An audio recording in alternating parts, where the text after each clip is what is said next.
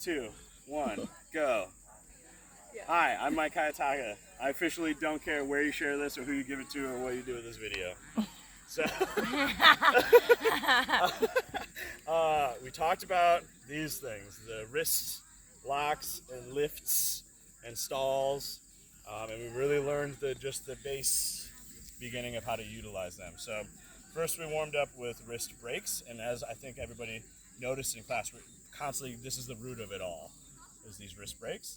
Also wrist wraps, and for a lot of people just changing the tempo of those, doing them at speed, slower, faster, and really just making sure our hand is matching the rotation of the hoop.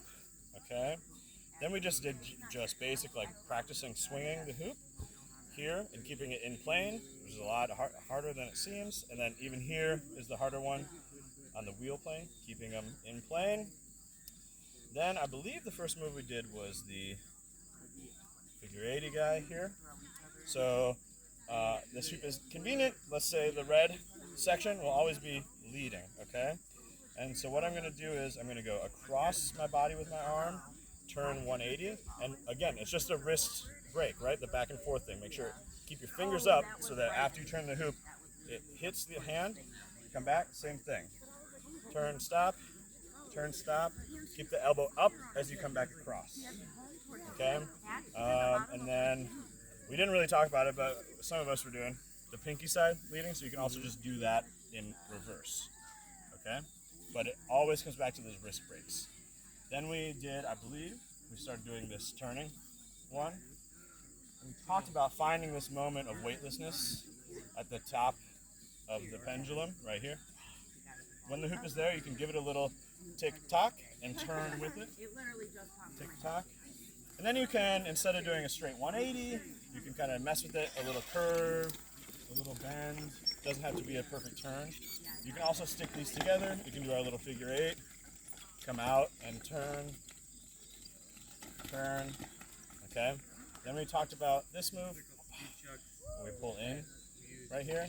This move can happen in all of these things that we were doing. And what it is our hand comes up and out. We pull in to our chest with it, keeping our elbow up-ish. Push back out, hook it, and come back down, right? So up, pull, out. Okay? Yeah, I know, it's 2.0. Like that. It's too much. Then we talked about doing the actual stalls. So I'm going to hold it with my opposite hand, reach across, set my wrist on it, and then get my hand under it, either my hand or my thumb. Okay, so, and then we're looking for this triangle shape. Okay?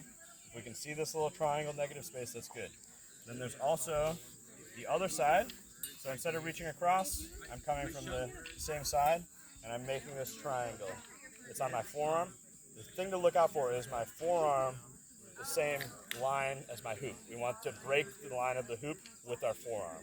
Then our thumb can go in there. If we want, so you'll see that my hand is kind of turned outwards.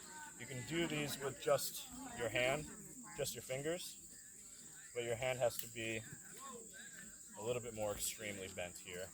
We talked about getting into these from the wrist breaks. So with our thumbs up, keeping our thumbs up, break it in, and kind of let it pull your thumb a little bit, and then you can lift up into here.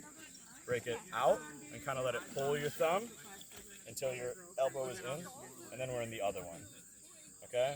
And then briefly we talked about doing the roll.